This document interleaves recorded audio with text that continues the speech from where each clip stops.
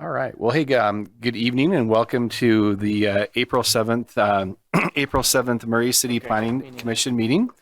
We'll be starting at 6:30 p.m. Want to thank those that are in attendance for being here. I would like to introduce the members of the commission. All are here. To my far right, we have Commissioner Hacker, Commissioner Richards. We have Commissioner Patterson. We have Vice Chair Pearson, Commissioner Milkevich, Commissioner Ney, and I'm Jeremy Lowry. It's nice to be here with you.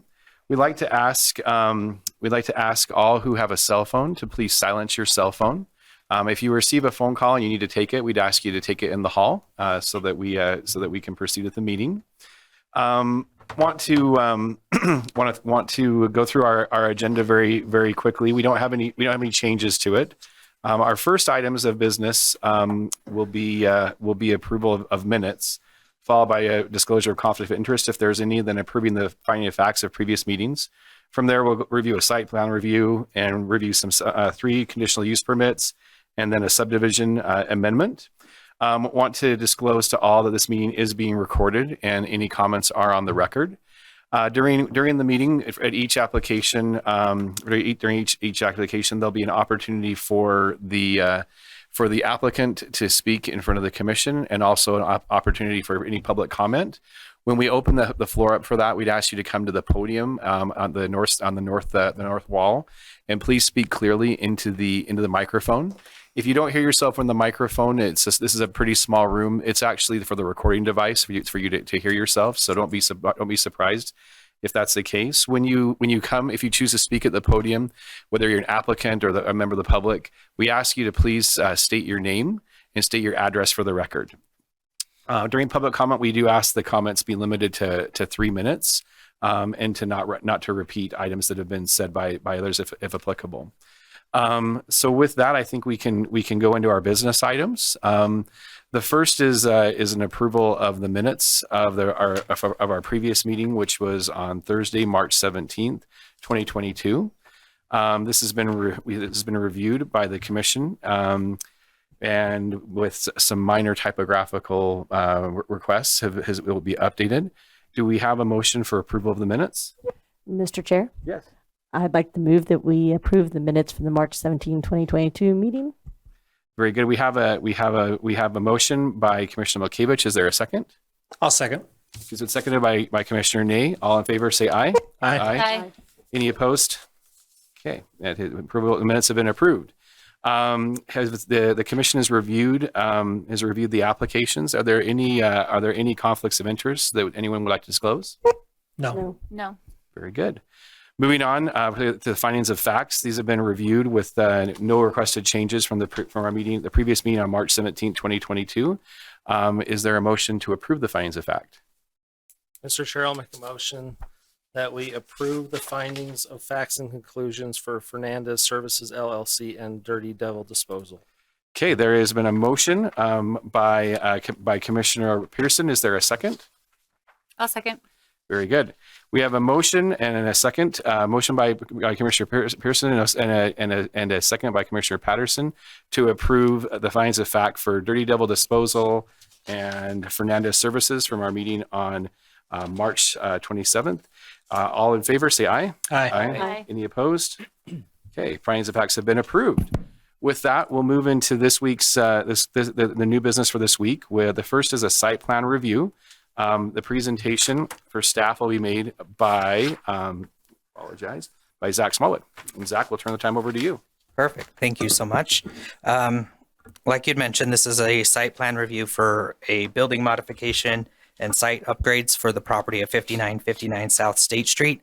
It's all lovingly known as the old Shopco building, located just right off State Street. Very large parking lot area, large building, some single family residential behind it, large parking to the south.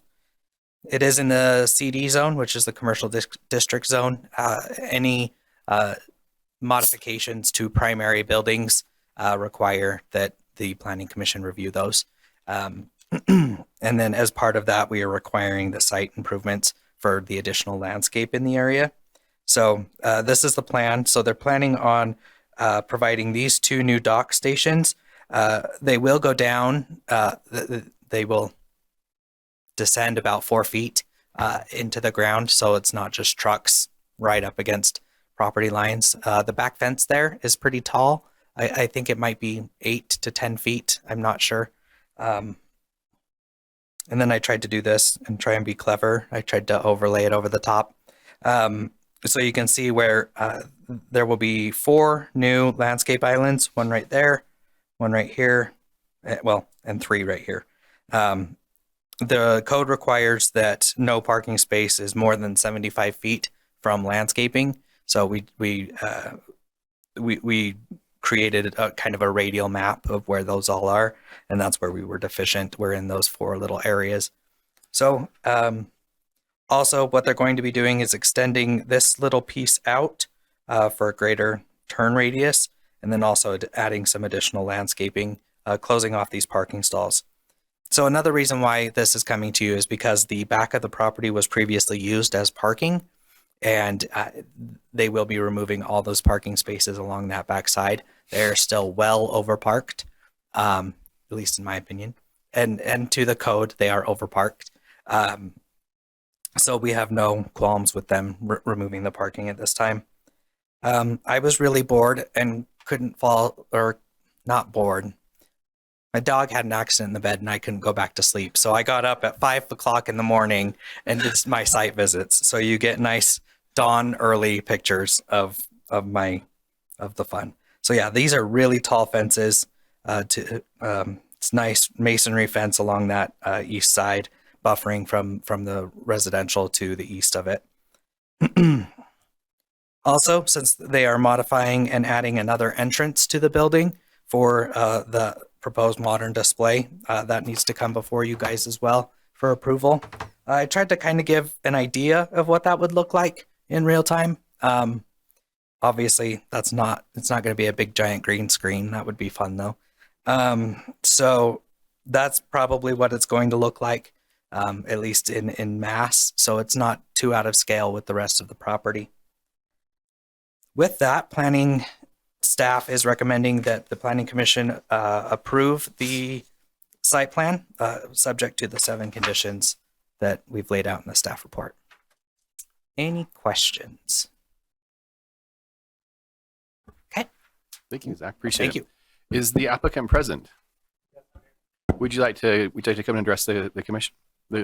Great. Please remember to state your name and your address, and also, if you don't mind indicating if you reviewed these conditions and you're willing to meet them as well. Okay, yeah. My name's Ben Stagel. I'm at 104 West, 1700 South in Farmington, Utah. I'm the CFO for the company, kind of do a little bit of everything there. We're really excited about Murray City and moving in. Hopefully you guys are excited about having us and not having a vacant Shopco building anymore. But we've looked over everything, seems to look good. If you guys have any questions for me, happy to answer them. Or are there any questions for the applicant? pretty good. Great. Are you willing to comply with the conditions Yeah, that we are are. listed? Yep. Excellent. Well, I think we appreciate it. Thank you very Sounds much. good. Thank you. All right. Open it up to any comments from the commission if there are any. Seeing none, open it up for a motion if there is a desire. Sorry. Oh, my apologies. Yes, public comments. So we'll open it up for public comment if there are any public comments on this matter. Zach, we have a.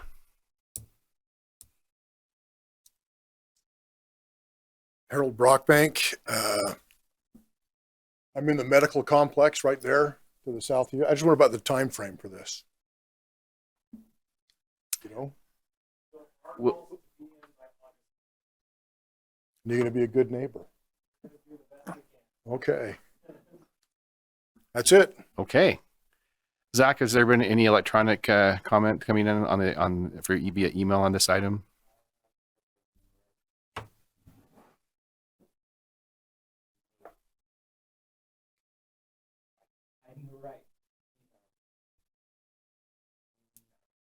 Okay. And were there any comments that were sent in previously? Okay. I believe we can probably close the public comment section then. And I mean, if there's not any discussion amongst the commission, we could open for a motion if there is one. I'll make a motion that we grant site plan approval for the proposed modern display building modifications and site upgrades for the property address 5959 South State Street, subject to the 7 conditions. Very good. We have a motion made by Commissioner Patterson for her approval of the proposed modern display building modifications and site upgrades for the property at 5959 South State Street, subject to 7 conditions. Is there a second? Mr. Chair, Yes. I'd like to second that motion. I wanted to second. It's modern display. Well, there's a I think you're well welcomed in the community. We have a second by Commissioner Malkiewicz. And with that, Zach, would you mind conducting a vote? Yep.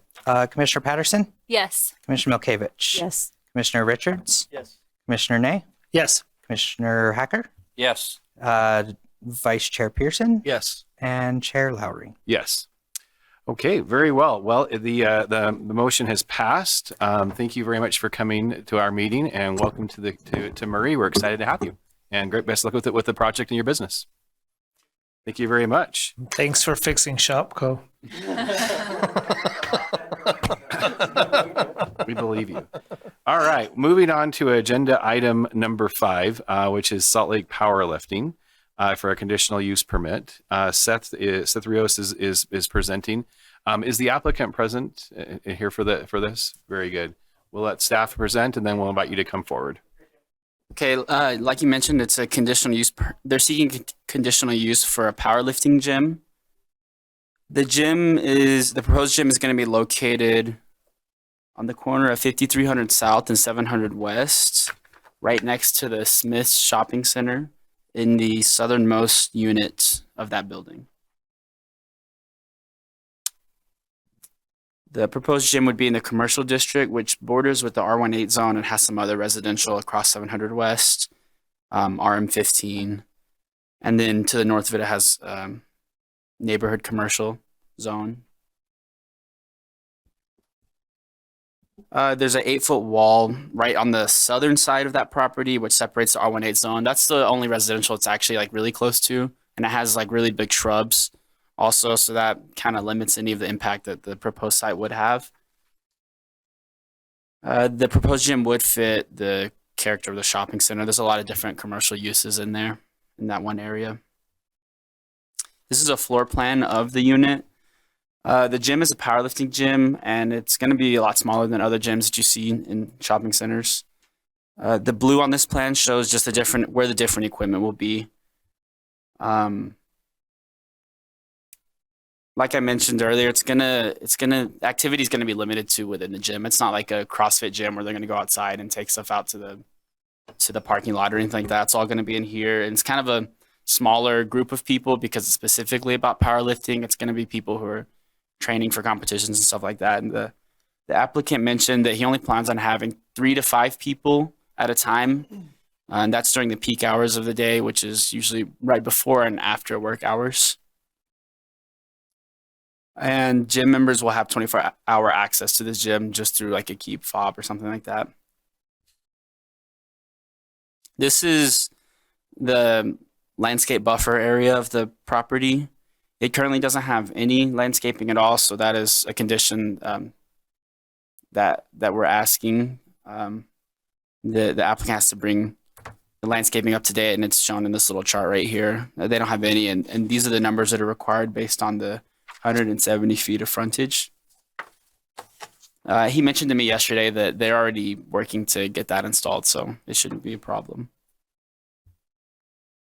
And staff is recommending approval of a conditional use permit based on these conditions that are up on the screen, these 4 conditions. Great. Thank you, Seth. Are there any questions for Seth from the commission at this point? I guess I actually do have one. Can we go back one image, please?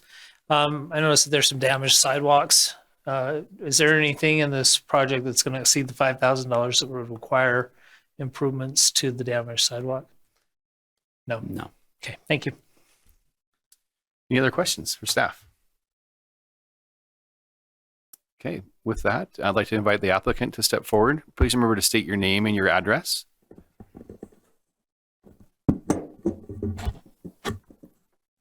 Houston Collette, 689 West, 5300 South, Murray, Utah. Yeah, it's just a really small gym. We have about 12 members. We're only here for 10 more months. It's a 1-year lease or 10-month lease. And then we're planning on moving maybe towards like Sandy or Midvale in like a bigger space. More like a warehouse type of gym, but this is just for like getting the business going. And then I just got from the property manager the landscaping plans. So they got going on that, and then they're going to get started as soon as they can on those. But that's everything. Great. Have you reviewed the other conditions of the 4? Yeah. And you're willing to comply? Yes. Very good. Are there any questions from the commission for the applicant? Commissioner Kivich, I have one thought, but I think it's for us to discuss. Okay, very good. So, Okay, well, thank you very much. We'll open the public comment section of the meeting for this application, if there is any.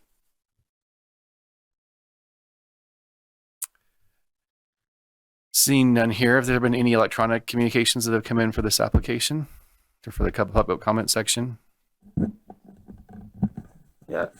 Someone did reach out last week just to say that they didn't have a problem with the proposed gym, and it's the person across 700 West. So Great. And any communication? None during this meeting. Okay. With that, I think we can close the public comment and open it up for any discussion amongst the commission. so my only thought was with other gyms, we've had a condition in which we state they're not allowed to have activities out in the parking lot because on nice sunny days, sometimes they want to go out there and drag tires around or do some kind of activities outside. And you've stated that you don't think they're going to do that, but is that a condition we should add, or because it's not that type of facility, not worry about it? I think the applicant's here, and we can ask them about their intended use.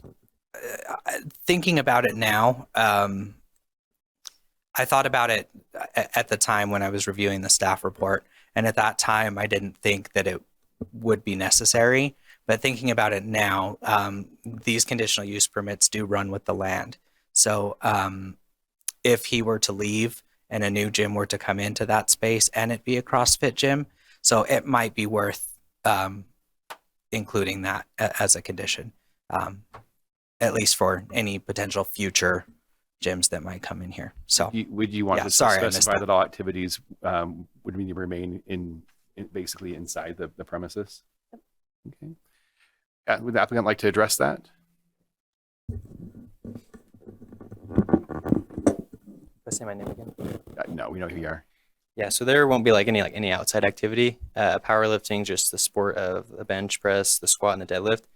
So we have like special competition combo racks, and that's basically where they do all their lifting. So no one's even going to be going outside at all. So you'd be willing to comply with an additional condition for that Yeah, then? totally. Great. Thank you. Very well. Does anyone have any other comments around that condition? Anybody strongly opposed or? Okay. Any other comments from the commission on this application? I'm willing to make a motion. Okay, let's make it. I will open for a motion. Okay, I would like to make a motion that the Planning Commission approve a conditional use permit to allow a powerlifting gym at the property address 689 East 5300 South, subject to conditions 1 through 4, with the addition of condition number 5 that says all activities shall remain inside of the building. Very good. We have a motion made by Commissioner Day for the Planning Commission to approve a conditional use permit to allow a powerlifting gym at the property address 689 East 5300 South, subject to the written 4 conditions, and adding a 5th condition, which would state that all activities would need to remain indoors. Is there a second? I'll second it. Okay, it's been seconded by Commissioner Richards. Seth, will you conduct a vote?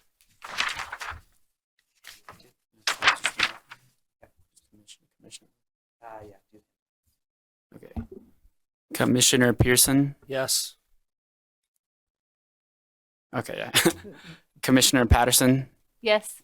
Commissioner Hacker, Yes. Commissioner Ney, Yes. Commissioner Milkovich, Yes. Commissioner Richards, Yes. and Commissioner Lowry. Yes. Very well. The motion has passed. Welcome to Murray. Been here a couple months, it sounds like, but welcome and best of luck with your business. We appreciate you being here. Thank you very much. And it sounds like there might be extra space in the Shopco building in a few months. So Excellent. But then I'd have to go back to an argument I was going to make and decide not to make because he's leaving. I was going to say, good choice of names. I'm from Houston. But if you're going to bring your powerlifting here, you really should consider Murray Powerlifting versus Salt Lake. Well, again, welcome and congratulate. We're happy for you and best of luck with your business. All right, moving forward to agenda item number 6, heavy duty auto is the applicant here. Very good. This presentation will be made by Seth Rios again. So Seth, we'll turn the time over to you at this point. Okay. Thank you. This applicant is seeking conditional use for an auto sales business. The proposed business is located in an office park at 478 South Commerce Drive. You can kind of see it's on the west side of the property. It makes a little L shape. That's the space that she will be renting out. The proposed space is in the manufacturing zone, so it kind of also fits the rest of the area. There's a lot of industrial uses surrounding the space, so it wouldn't be too different.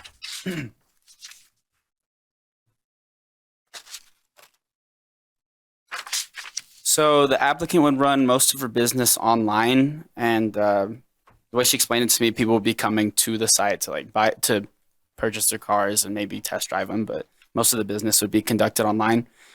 She's mostly just using the 2 offices that are at the most southern part.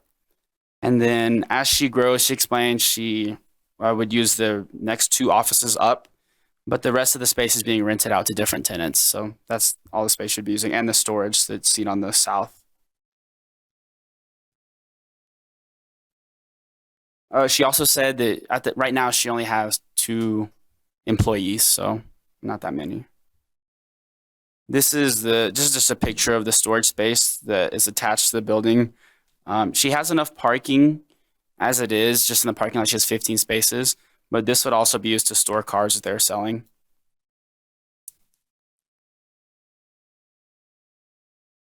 And there is some landscaping done here at this location, but it doesn't have quite enough things. They'd have to add an extra tree and some 1-gallon shrubs on the frontage, but nothing too crazy. And that's just another condition that planning staff recommended. So planning staff is recommending approval of a conditional use permit with these 5 conditions. Very good. Thank you for your presentation, Seth. Are there any questions for Seth on this on this application? Very good. Well, I'd invite the applicant to come to the podium. Please remember to state your name and address. Hello, my name is David Olvera. I'm a brother of the applicant. I'm here representing, she's having medical problems, so I hope I can answer all the questions if there's any. Just like he said, it's a small family business. We're just starting and trying something new. Hopefully it'll work out. Like he said, mainly it'll be for storing cars and showing, not like a typical car dealer. But if this thing goes as planned, planning to expand, maybe there'll be use of the 2 offices adjacent to the main one. Great. But mainly that's about it. Great. Could you say your address for the record as well? Sorry, I'm sorry. You're good. No, you're fine. It's 4078 South Commerce Drive. Very good. Anything else you'd like to add? No. Have you Happy reviewed? to. Have Yeah. you reviewed the 5 conditions for I have. approval? Are you guys willing to comply with them? Yeah, of course. Excellent. All right. Well, let's ask if the commission has any questions for the applicant or their representative. Okay. Seeing none, we'll excuse you to have a seat if you'd like. Appreciate you coming down very much. We will open at this point for public comments. Seth, did we receive any comments on this application via prior to the meeting? The person who owns the property reached out and said he supported it, so that's it. Okay, very good. Not seeing any public comment for this application. Zach, anything online? Okay, I think we can close the public comment and we can consider a motion if there is one. I'll make a motion Okay. That the planning commission approve a conditional use permit to allow an auto sales business at the property addressed 4078 South Commerce Drive, subject to the 5 conditions listed. Great. We have a motion made by Commissioner Richards that the Planning Commission approve a conditional use permit to allow an auto sales business at the property address 4078 South Commerce Drive. Is there a second? I'll second. Okay, we have a second by Commissioner Hackert. Seth, could you please provide take a vote? Commissioner Pearson, Yes. Commissioner Patterson, Yes.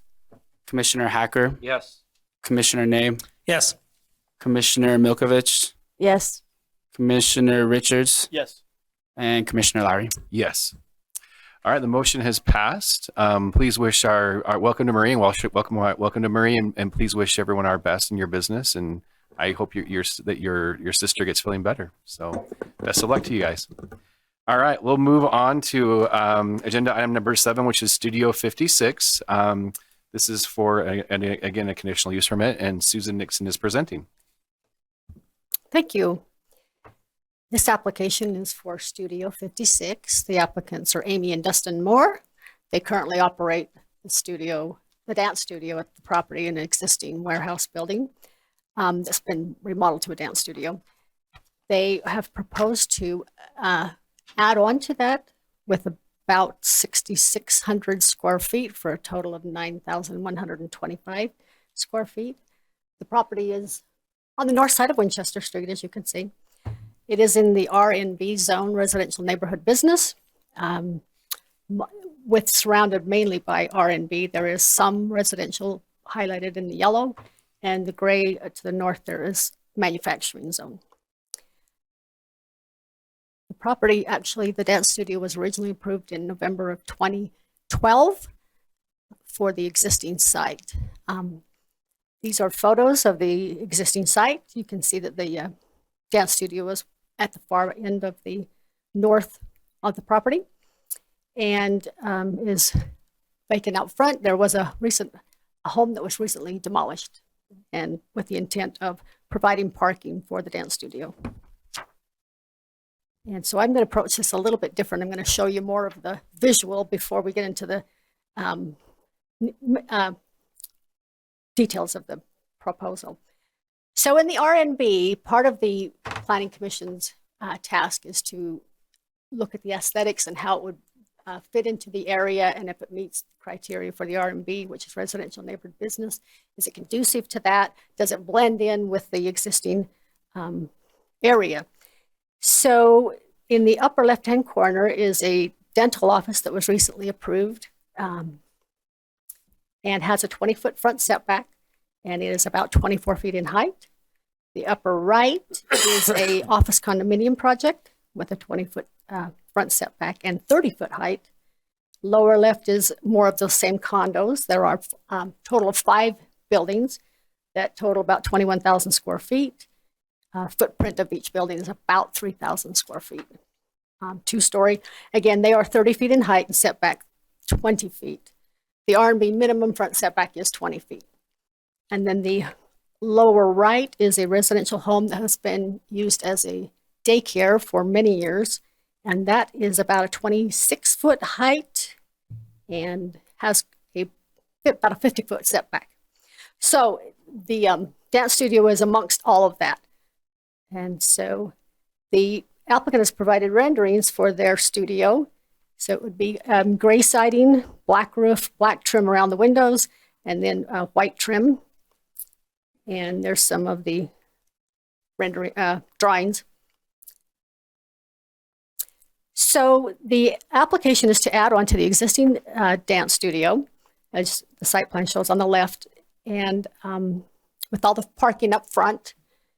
The proposal is to have one-way traffic enter on, I think it's the east side, enter on the east side, exit on the west side for good flow of traffic, where they can drop off the students that come there, and then those who want to park or stay. There's more than adequate parking.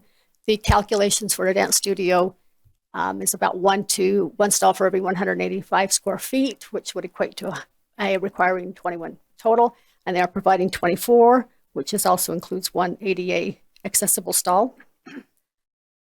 And the landscape plan, they do have more than what is required, but they would need to move some of the trees to the front, along the frontage rather than on the sides. They can have all the they want on the sides too, but they've got to have a minimum per the landscaping requirement. And I've noted that in your staff report that they would need to provide some additional shrubs along the front and at least one tree along the frontage. The floor plans are, the existing floor plan has a dance studio and office area. The addition would include another dance studio on the main floor, and then 2 dance studios and offices on the upper level. The hours of operation, I'm going to go back to this when we look at the site plan. Hours of operation, in the RMB, there are limitations on the hours, are from 7 a.m. to 10 p.m. She's indicated that the hours will be from 4 to 7, Monday through Thursday, and similar on Fridays and random on Saturdays. But they do have that ability to operate between 7 and 10. And let's see. The site does meet, it actually exceeds the total landscaping requirement of 15% of the total site must be landscaped, and their plans indicate closer to 20%, so they meet that. There is no outdoor lighting in the parking lot proposed, so if there are, they need to indicate it, and then also they would need to meet the maximum height of 18 feet for any lighting, and the lighting would have to be directed down and away from the adjacent property owners, but they haven't proposed any. And let's see. Oh, the surrounding R18 zoning, the maximum height is up to 35 feet for single family residential. The RMB has a maximum of 30 feet. So we've kind of reduced it so that the impact for commercial is not as great for the R18. And it does meet all the setbacks, height.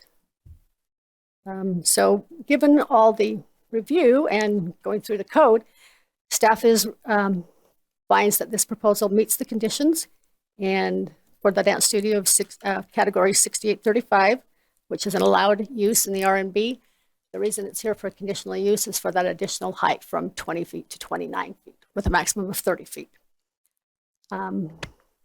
We believe that is in harmony with the goals and objectives. And then, so staff is recommending approval with 11 conditions as outlined. And it was mentioned earlier that condition number 5 and 10 are very similar regarding landscaping. If you want to lump them together as the same condition, that would be up to you. But there are 11 conditions as outlined. And I'm happy to answer any questions. Yeah. Thank you for the presentation. It was well done. Any questions for Susan from the commission? Okay, thank you very much, Susan.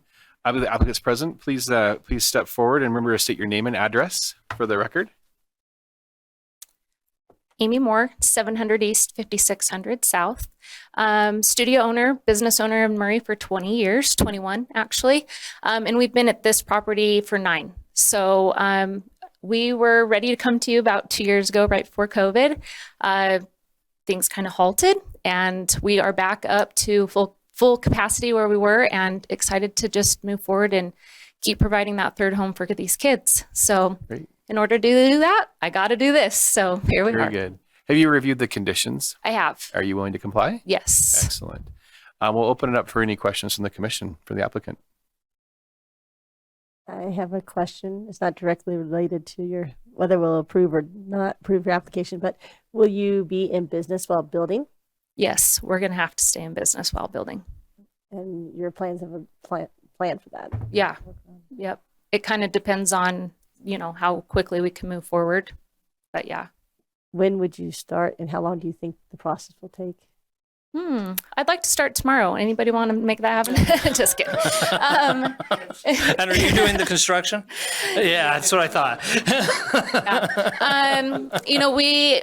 We know that this project will take time. So my hopes is that we are fully up and running by January, as we know that is going to take some time. So. Good. Any other questions for the applicant?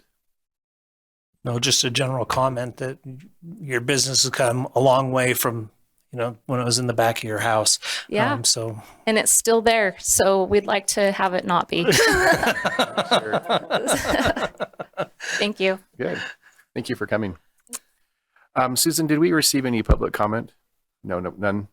Zach, has there been any public comment coming in via email? And we'll obviously open for any public comment here in the meeting. Okay. Since we haven't received any public comment and seeing none, I think we can close the public comment and can entertain a motion if there is one for this application. Mr. Chair, can I request that we discuss just for a second? Absolutely. Condition number 5 and 10, that I feel they say pretty much the same thing. I like how 10 is stated because it includes the irrigation and good condition of the landscaping. Okay. Is the commission okay with striking 5 just because they seem redundant, or discussion? Any discussion amongst the commission about that? make a motion. Yep, I think I find it acceptable as well. So then, point of order, I guess, do we make a motion to strike the condition or just make a motion without condition number 5? So 10 conditions remaining. I mean, 9 conditions. Oh, wait, 11 minus 1, 10 conditions remaining. You got it. Okay. Yep. Okay. Strike number 5. In that case, Mr. Chair, can I make a motion? Please do. I'd like to make a motion that the Planning Commission approve a conditional use permit to allow the construction of a new dance studio at the property address 170 West Winchester Street, subject to conditions. Well, there are currently 11. I'd like to strike condition number 5, and then it'll be subject to the remaining 10 conditions.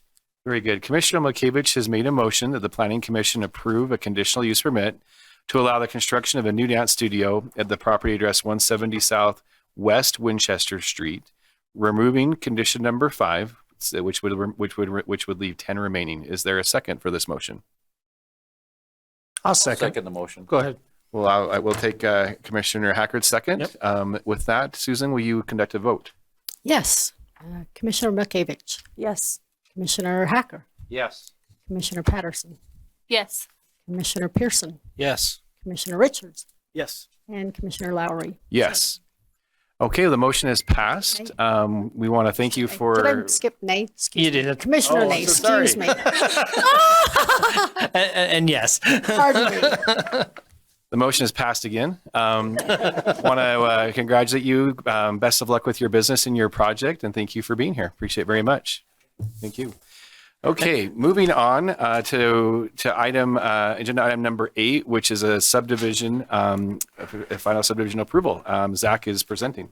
Yes, thank you so much. So yeah, this is a request from Mr. Maudsley to subdivide a commercial lot into two lots. I'm just saying lots over and over again. The property is located at 4580 South Commerce Drive.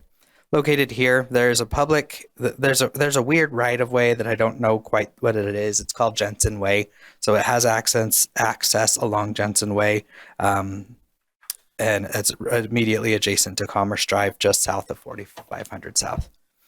It is in the MG zone, which allows for a lot. Let me get in here real quick. So some of the lot standards, I know that we typically go over those when we're doing these subdivisions.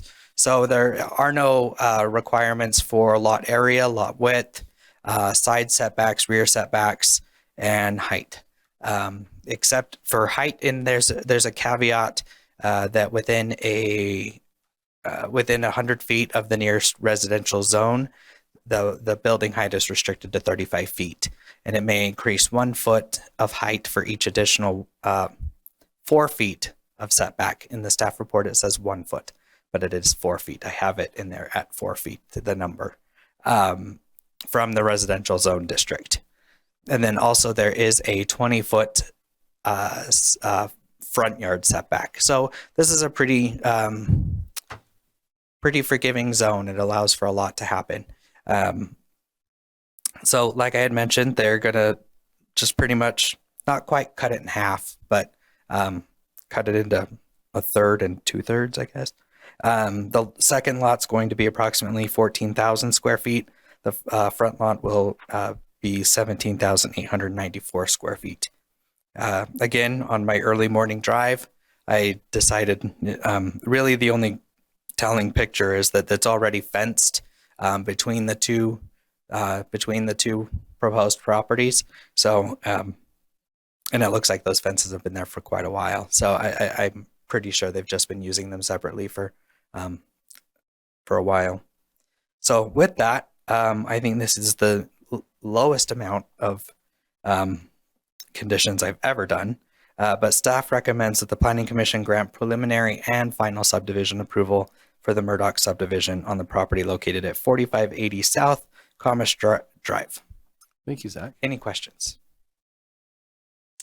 When the engineer doesn't have a list of comments as conditions, that should surprise you. This is pretty easy. Yep. So Thank you for your presentation. It was you. well done.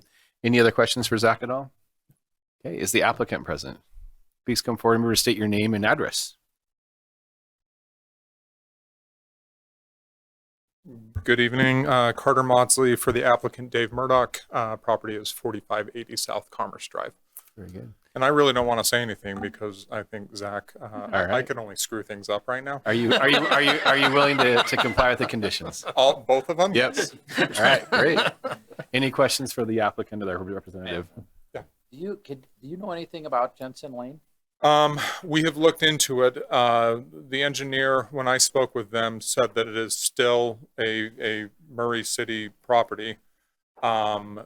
We had a title report done on the property in anticipation of this. Pulled up no easements, so they have been using Jensen Lane for access. And kind of associated with that, so will there be two accesses to each of these, or one access to each property, or one access that'll access both? The current plan is to keep the access as it has been off of Jensen Lane for the rear property. That's it. Thank you. Okay. Any other questions? No, but lot number one, or the east facing property, has frontage both on Commerce and Jensen, and we'll be able to use both. Correct. Great. Thank you very much. Thank you. Zach, were there any public comments that came in on this? And I'm assuming none electronically either. We'll open the time up for public comment if there is any. Okay, seeing none, I think we can close it, and we'll bring it back to the commission if there's any discussion. Seeing none, we can entertain a motion if there is one. I'll make a motion Very good. that we grant preliminary and final subdivision approval for the Murdoch subdivision on the property located at 4580 South Commerce Drive, subject to the two conditions. We have a motion made by Commissioner Patterson to grant preliminary and final subdivision approval for the Murdoch subdivision on the property located at 4580 South Commerce Drive. Is there a second? I'll second. Okay, it's been seconded by Commissioner Pearson. With that, Zach, would you conduct a vote? Yep. Commissioner Patterson, Yes. Commissioner Pearson, Yes. Commissioner Richards, Yes. Commissioner Milkevich, Yes. Commissioner Ney. Yes. Who did I miss? Commissioner Hacker Yes. and Commissioner Lowry. Yes. Okay, very well. The motion is passed. Please convey our best wishes for your project. Thank you for coming. That concludes our agenda items. Excuse me. Is there any additional business that should be considered this time? I just asked Jared. Okay. So there is one. So just so you all are aware, we are anticipating an appeal to come forward of the Come and Go gas station. We have a meeting with them on Monday to kind of go over that process. So we do anticipate that. We did cancel the April 21st meeting. We only had, I think, one item on there. And so we just decided to move it to the May 5th meeting. Other than that, I think we're pretty good. So What does May 5th look like? longer. Yeah, I mean, it's still kind of up in the air. I mean, right now, I think I have 3 applications, maybe a 4th if this person if they decide to submit more things. So If we need to pack a lunch, you'll tell us. oh yeah, no, I don't anticipate it to be longer than this one. Okay. Right now, I will caveat that we still have many weeks before that time.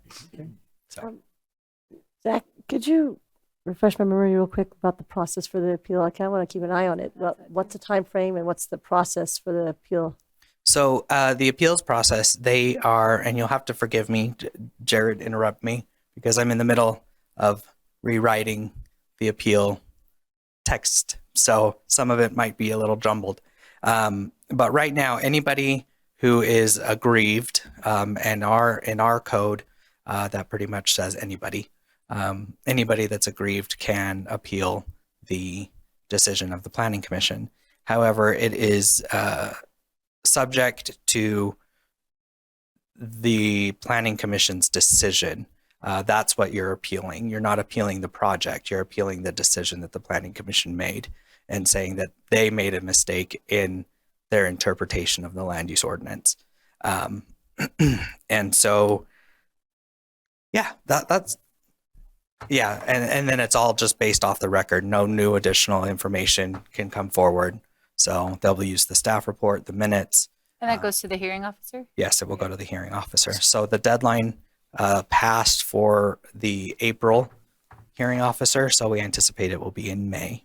So the people that are appealing they don't go and present at the hearing officers? No, it'll be pretty much just like we do. Okay. Yeah, it'll be, I don't even know if there's a public comment portion. There you go. They don't Nope. have to take comment for an appeal. They've sometimes allowed comment, but the people's, their side, they'll be given a chance to speak and present their case as well. But there's not a series of people rotating. It'll be one hearing officer. Yeah, one And hearing officer. has that been assigned yet, or is it just random how that's assigned? It's been assigned. Well, there you go. It's been assigned. So if we rotate between the two here. Right. It's Scott's month. Okay. Yeah. Okay. So if the hearing officer decides we acted inappropriately or our decision was not appropriate, then does that approve the condition?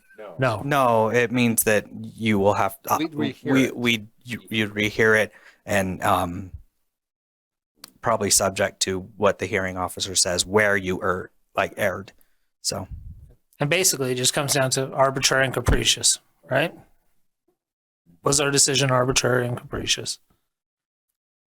Or I think so. Yeah, arbitrary, or if there was something that you missed in the code, something blaring in the code that you missed. Or does Bryant want to speak? Yeah, Brian. Come on, Brian. He doesn't want to, but he does have something to share. There are a number of different standards, as you know. The lowest is the arbitrary and capricious. On an appeal, it is a higher standard, but it is it's still lower than a preponderance of the evidence. I can't remember the name of it right now. Zach and I have been going through the code, and so we've seen some different ones on. I believe on variances, it is the arbitrary and capricious, or at least the design review committee. But this is essentially whether a reasonable person would have drawn those conclusions from the evidence that were given, whether or not another reasonable person would have disagreed. And what you're saying, agreed to or disagreed, is not whether we were following the ordinance. Correct. So the hearing officer looks at the administration of the ordinance, how it was interpreted, how it was administered, and whether they agree that there's enough evidence that a reasonable person would have done that. Is there a definition for reasonable person? Not anymore. Not. Okay. When was that dropped? I'm guessing early So- 2020. So Zach, can I ask, the meeting on Monday, is the people that are appealing, is that to go over, so that they understand that it doesn't mean that this wouldn't come back, that this wouldn't, I guess, what am I trying to say? Yeah, We're it not doesn't. rehearing the project, right? Right, or that project would still come back and could be approved with, you know, the changes. Maybe if the hearing officer, like best case scenario is the hearing officer maybe makes some changes to for them, Very, for very their, rare. right, right. But I'm saying as the person appealing. I think they would just, it would just be sent back Right. as to review Specific items. things. But that's what I'm asking. Yeah. Did they, that you're going over that on Monday, that's what that, Yeah, on that's what the process is. Yeah, on Monday, in our application, it says that your first step is to meet with staff and go over the process and what So it they is. understand that like the come and go will not be like killed. Like it's like not gonna like. You would hope so. In the worst case scenario for you as the commission in an appeal like this, it would be that they would appeal and the hearing officer, and they would appeal saying, you know, they should have looked at, I'm just going to pick a random. Yeah.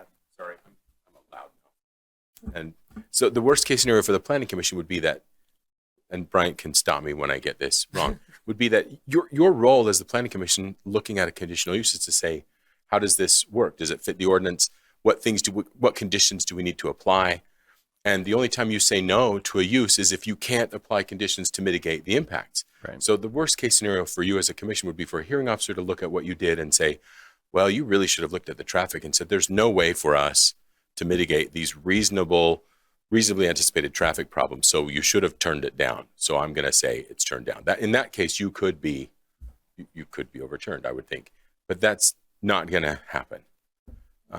Because if we didn't feel like we had a traffic study that says it'll get better with the changes they'll make to the accesses to the site. So that's not going to be the case. So the things that are going to be reviewed, we want to make sure they understand that. We put that in an email to them when we told them how to apply. Like Zach mentioned, it's in the application form, but people sometimes it's better for them when they hear it face to face. And we just want to have that sit down meeting with them and say, we're going to help you make this application because that's our job. But it was also our job as the staff of the planning commission to advise them what to do, and we advised them to do it. So clearly, we're not going to be recommending that this appeal get approved. We're going to be arguing against your appeal. So you need to make your own arguments for the appeal and walk them through that. They'll have a chance to do that kind of thing. It helps them understand what to do. And to make it a learning opportunity for all, the community and the board as well.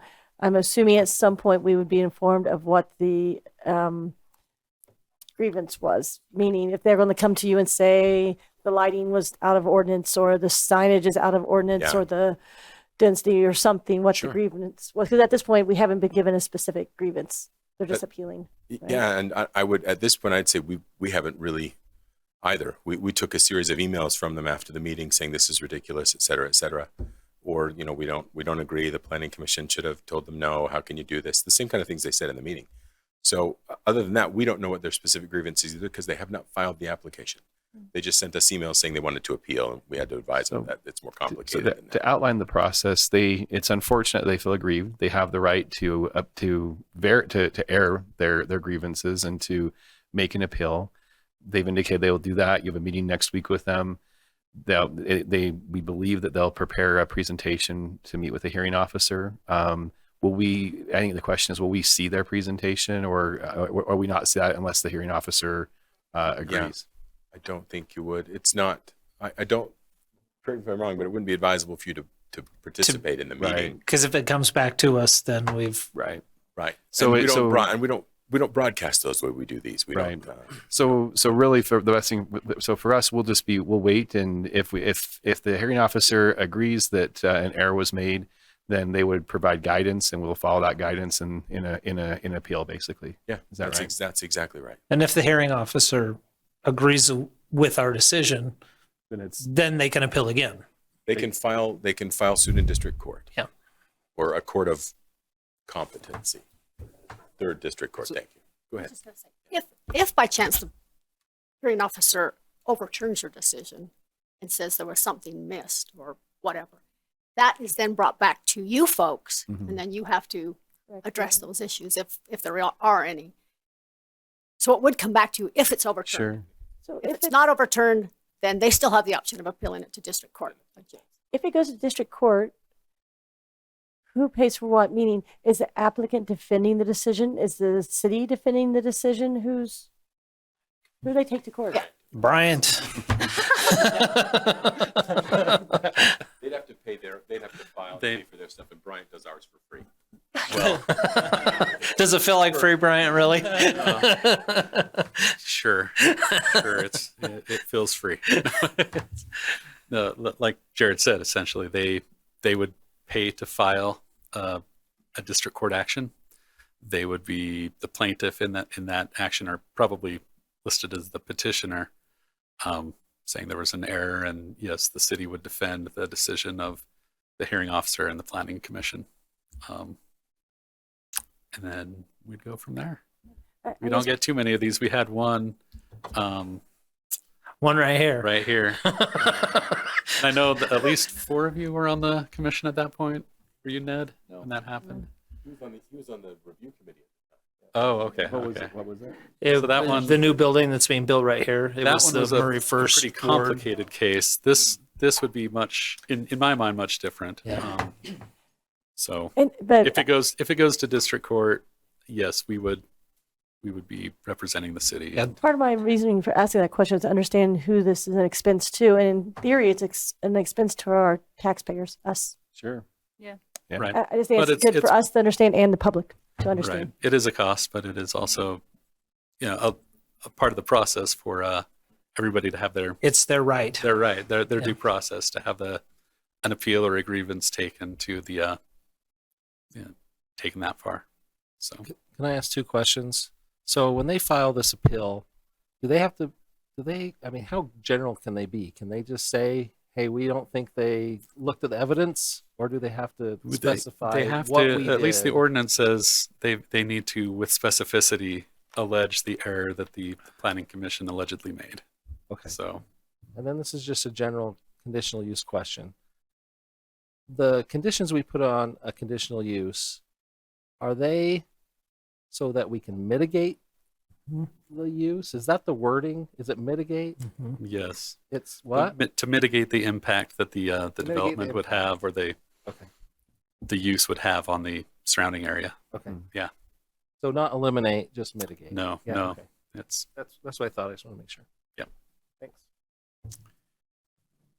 Interesting times. Any other questions for staff or comments like to be made in this meeting? I don't think I have comments, but is there any projects you want to tell us about? How's every? I mean, you slid modern display past us. Well, I mean, I mean, no, there's not really anything large. These are just small little things. Yeah, I don't anticipate anything too crazy. What about the property on 54th South and 7th West?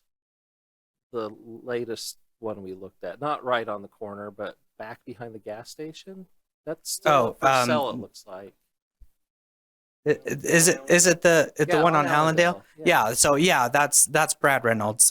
He does have he hasn't formally submitted anything. They're still moving forward with that Yes, whole plan. yes, he is very much moving forward.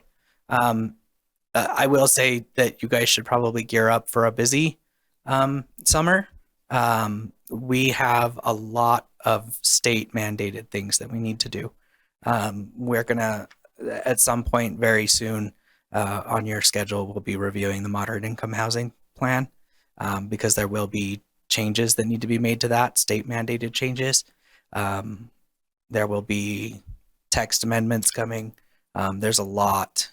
With that, are we ahead of the curve? Are we on par with other cities, or we have a lot of room to make up? I know traditionally we have helped build our fair share of affordable housing.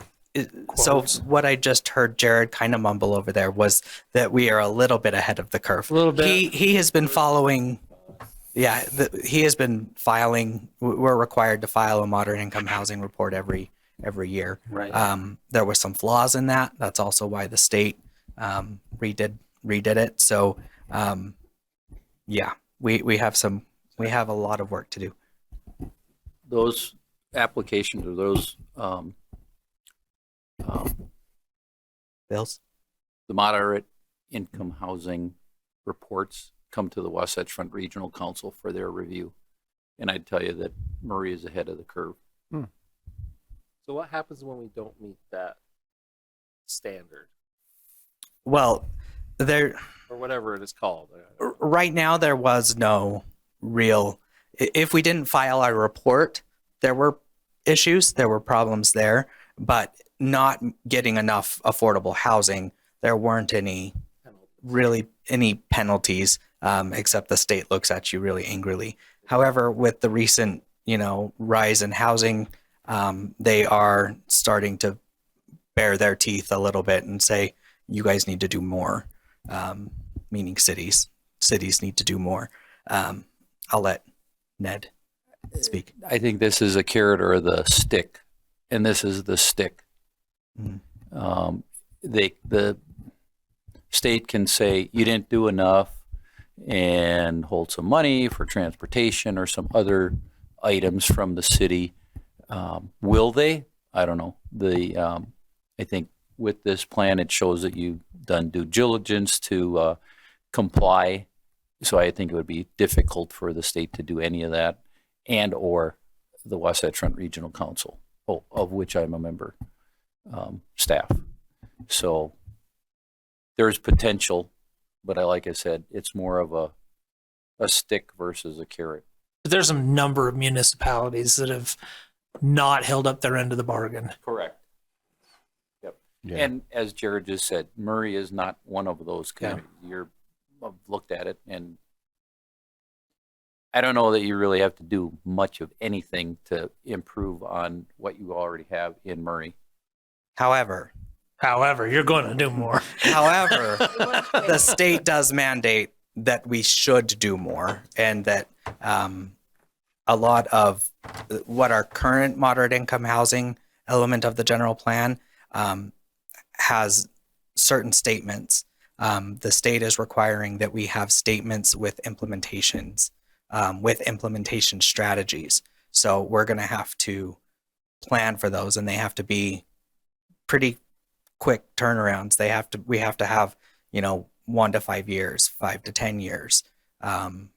It's going to be. Is this going to be like a general plan moving forward? We're going to have to update every 5 or 10 years, and yeah, we as staff will have to review it every single year and report on it. And then, once we've done that, we're not out of the woods. We have to reevaluate and redo that, because it will get reviewed by the Department of Workforce Services. It'll get reviewed by the WFRC, yada, yada, yada. So we'll have to keep moving on. So it keeps me busy, keeps all of us busy. So, I think, there is the second part of the Taylorsville training this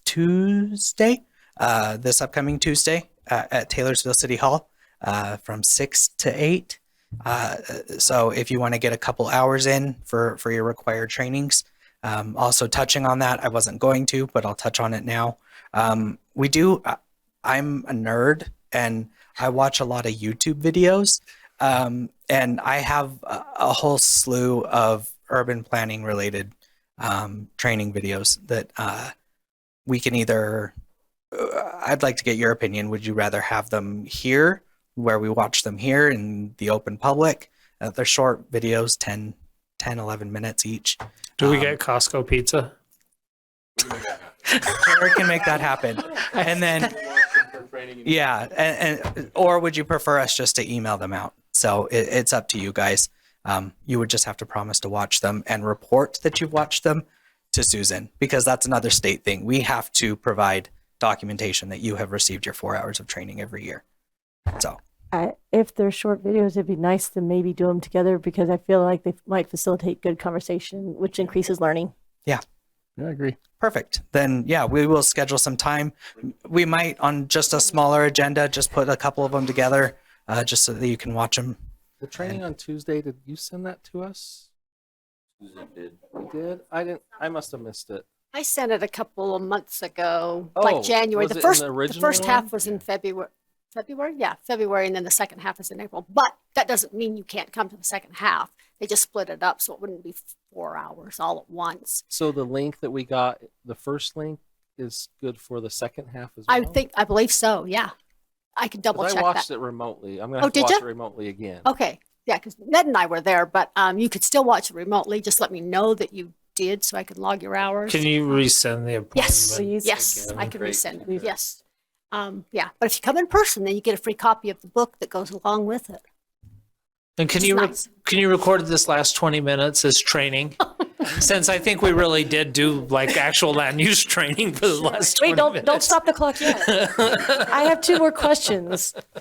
Yeah, Can I ask you yeah, two that's a good questions? First was during the last election for mayor, there was a whole lot of discussion about the general plan, and I feel like everybody agreed we should readdress the general plan, update it. Where are we with that? Have we started the process, started talking about it, time frame or timeline? And then my second question is the MCCD. I'm getting nervous that our MCCD is not going to be as great as we want it to be because everything else around it's going to be great. The 4,800 loft is great. They're really building up the old Walmart, across from Walmart, the old Kmart. We'll have all these little mini cities already. So talk to me about the MCCD and general plan. Let me start with the general plan. So we're going to do, or we have funding to do with last year's money that we haven't finished spending yet. We have money to do a housing study. So this is going to relate back to the modern income housing as well. We have that Zach mentioned that we have to update for our general plan and for the state legislature. And frankly, the human condition dictates that we do everything we can, really beyond the requirements we have. Affordable housing should be on everybody's minds, and it really very much is. The council talks about it a lot. We want to see what we can do to make things better without ruining what we have going well for us, right? And that's going to take creativity. To that end, we have a housing study funded. We haven't selected someone to do that for us, but that's going to generate data about our current conditions and situation in the city. That'll happen this summer, this fall. Next year, we're asking for money to turn that data into an actual housing plan, not a moderate income housing plan, a housing plan for the city. Standalone, attached to the general plan, however you want to view it, but a housing plan that would tell us where we can handle different densities, what kinds of housing we need to be looking at, what programs we should implement, those kinds of things. That will in turn then be able to inform that moderate income housing plan better, and we'll be in a better position to comply with the state. All of that brings me to when we've asked, we want to get those two things in place before we start looking at the general plan as a full reboot again. So we've asked for money for the general plan in the fiscal year after that. I forget which fiscal year it is because I get confused by all the dates and it works from July to July, so I get really messed up. But we want to start that general plan process in a couple of years. Within a couple of years. Sounds like 25 is what I'm hearing. Yeah, 2025, that fiscal year would be 2024 to 2025. That's when we want to start it. Figure it'll take us a year and a half to do it again, the full process. So we'd start in 2024. Jared, in today's world, what is a moderate? What would be defined as a moderately priced home? That's flexing all the time. But for example, the AMI for the county right now is, what did you tell me this morning, Zach? $92,000 for a household of four-person household, $92,000 in Salt Lake County for the area median income. So 80% of that, 30% of that for the cost burden. And that's your number. And nobody's going to hit it. It's going to be like $250,000 or something. That would be the low, not the moderate, right? 80% is the beginning of the moderate. Okay. So $1,858 for monthly rent for a family of four is the 80%, or is that's 80%? Okay. And then what low would be 60% of the area median income? Goes 80 to 50 to we have families in the 35% of the AMI range. So, and those they're almost just for as an example, our moderate income housing report every year shows us that we have like 1,000 units in that 80% category. More than we need, more than we would need. We have a deficit of 2,000 some odd units in the category for 50% and under, and the 30%. So for moderate, it'd be $1,800 a month rent. A family making 80% can only afford about $1,800. And low would be at 50%, so that would be roughly $46,000, and then 30% of that is going to be, so that's about $1,000. $700 a month. My math's is that the 30% one, 35? I mean, so 50 would be about 1,000. Right, and then $700 a month for a family of four, a household of four at that 35%. Yeah, without the utilities, because nobody in Utah pays your utilities. So that's and are we focused on the moderate or the low? Because that's Both. Well, we're focused on all of it really, but it's really hard to provide that without serious subsidies. It's hard to provide that 35%. Almost, I don't know how to do that. I've never been able to do that. Yeah, 50% today would be very difficult. And So we, what does neighborhood work shoot for? NeighborWorks works mostly in that 80%, but I'll be honest and tell you, because of the way that the climate is, they'll go to 100%. It depends on you can qualify for NeighborWorks sometimes at 100 and 125% of it. Yeah, I think that Utah Housing goes 120% or 125. Yeah. So because it's just the families, even at those levels, they're in need to make mortgages work because our rents and mortgages are so high. Yeah.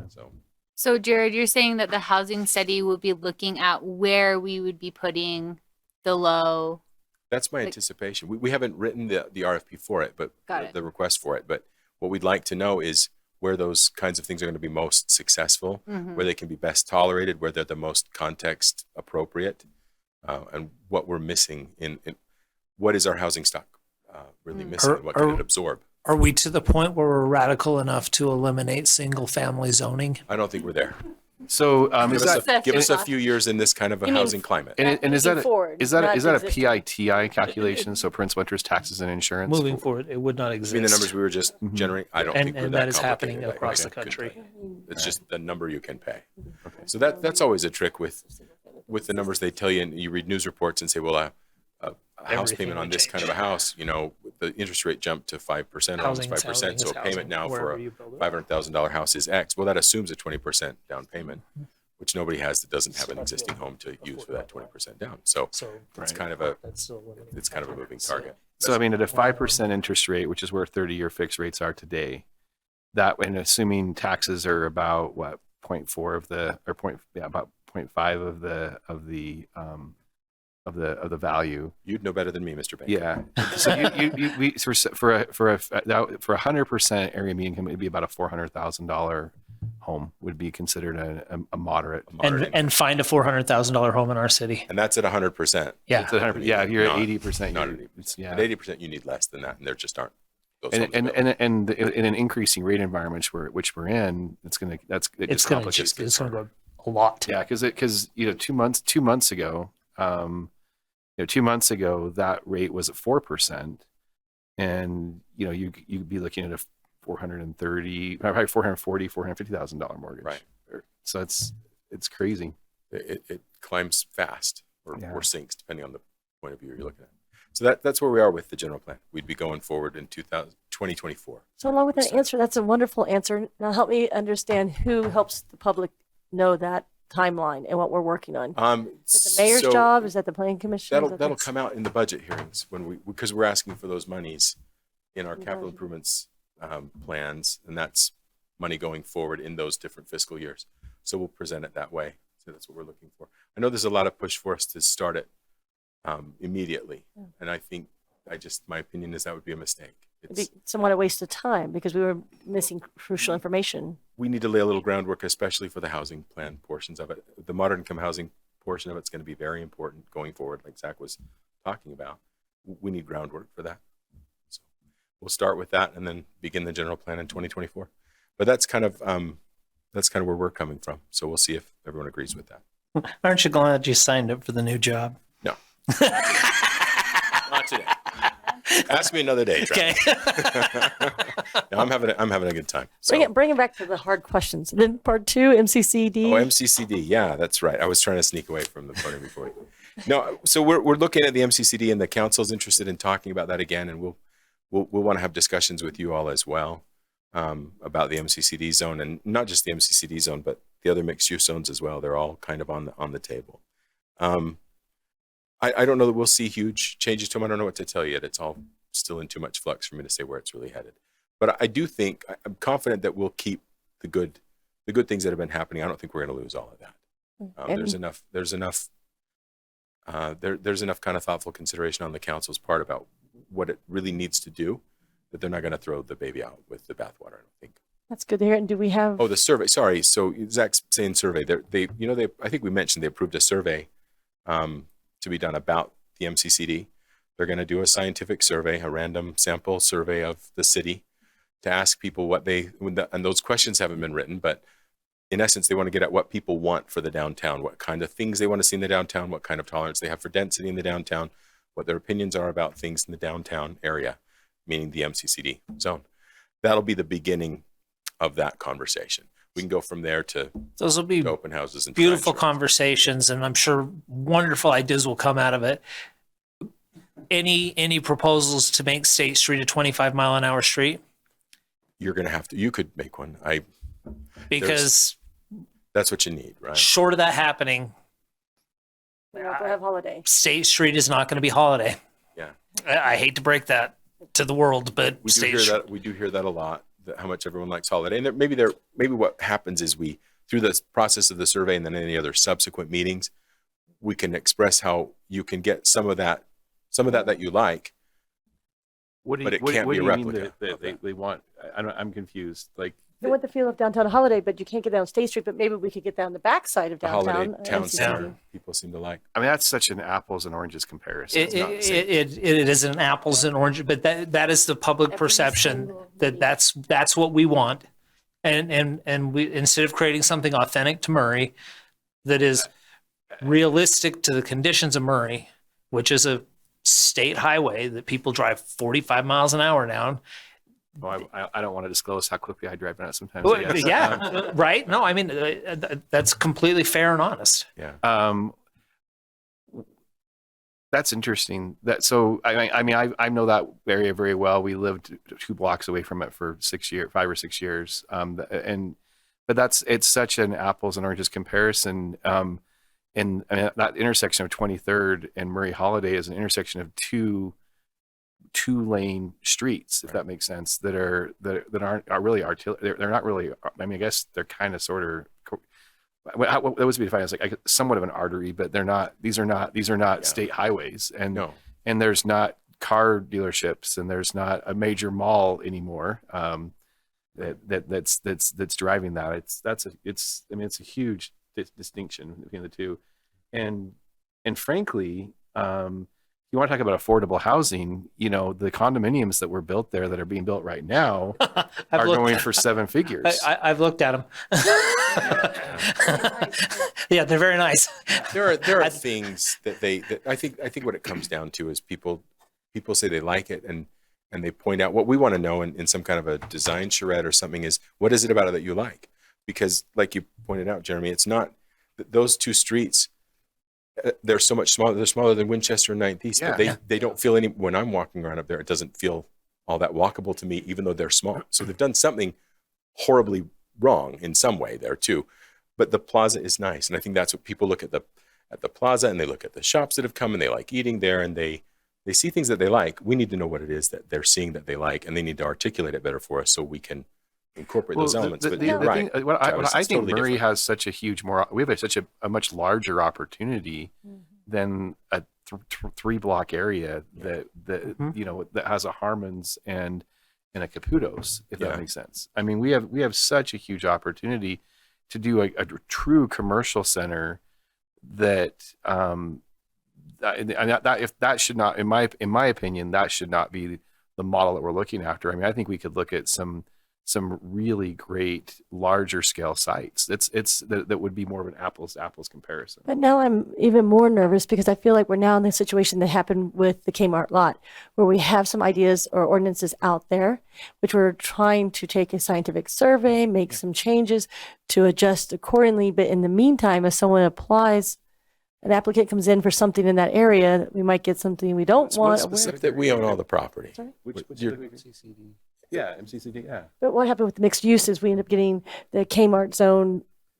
Well, came with they'd applications have before. to do that again. The council would have to say yes to a zone change, and they're not going to do that until they've gone through this process. What about I mean, if we're talking about this is like the large village and small village, what's up with RC Willie?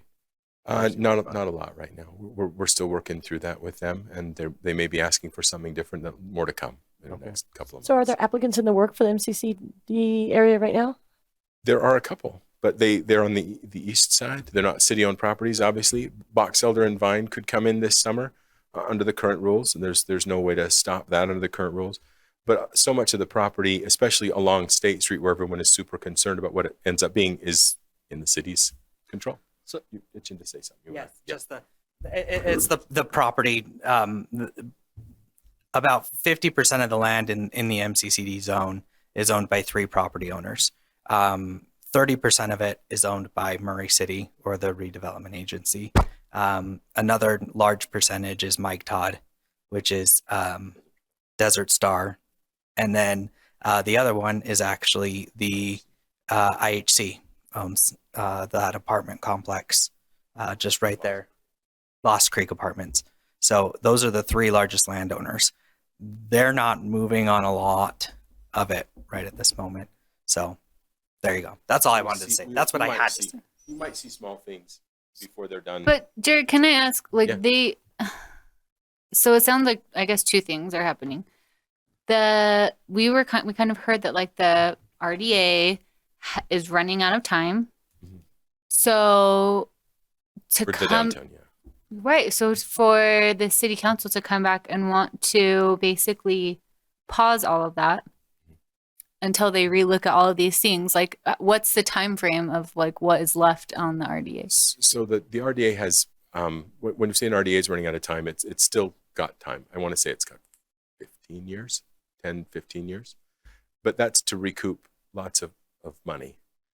So if we don't get started now, the numbers Melinda was crunching last year were that we needed to get started within the next 3 years, or we just were going to be out of time to make it work ultimately. So we need to get started, but pausing But we're it for, starting over about doing surveys about what Yeah, people want in the yeah. MCCD, which we have done 10 years ago. 10 or a little more maybe at this point. I think the survey, well, we did one during the general plan, but it wasn't specific about the downtown as much.